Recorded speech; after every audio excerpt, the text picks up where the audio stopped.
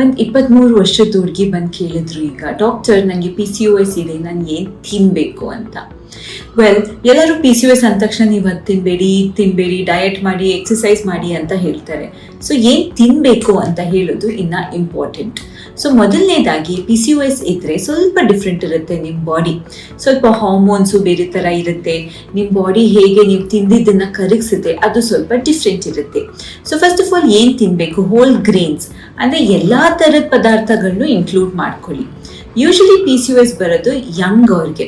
So ಈ ಏಜಲ್ಲಿ ಏನೋ ಬಿಟ್ಬಿಡಿ, ಅದನ್ನು ತಿನ್ನಲೇಬೇಡಿ ಅಂತ ಹೇಳೋಕೆ ಆಗಲ್ಲ. ಎಲ್ಲ ಮಾಡ್ರೇಷನಲ್ಲಿ ತಿನ್ನಿ, ಸ್ವಲ್ಪ ಕಮ್ಮಿ ತಿನ್ನಿ, ಯಾವ್ದು ತಿನ್ನಬಾರ್ದೋ ಅದನ್ನು ಅವಾಯ್ಡ್ ಮಾಡಿ. ಸೊ ಏನು ತಿನ್ಬೋದು, ಹೋಲ್ ಗ್ರೇನ್ಸ್ ತಿನ್ನಿ, ಅಂದರೆ ಅಕ್ಕಿ, ಗೋಧಿ, ರಾಗಿಯಿಂದ ಮಾಡಿರೋ ಪದಾರ್ಥ.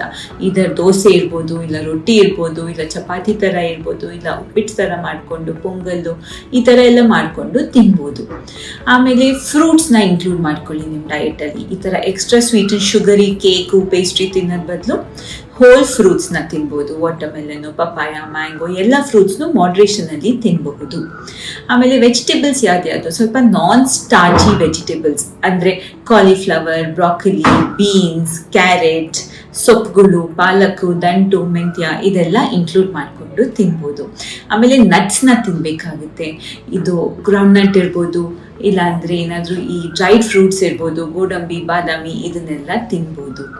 ಸೊ ಹೀಗೆ ಹೆಲ್ದಿಯಾಗಿ ಬ್ಯಾಲೆನ್ಸ್ಡ್ ಆಗಿ ತಿಂದರೆ ಆವಾಗ ನಿಮ್ಮ PCOS ಕಂಟ್ರೋಲ್ ಆಗಿ ವೆಯ್ಟ್ ಲಾಸ್ ಕೂಡ ಆಗುತ್ತೆ. ಆದರೆ ಎಕ್ಸಸೈಸ್ ಕೂಡ ಮಾಡಬೇಕು.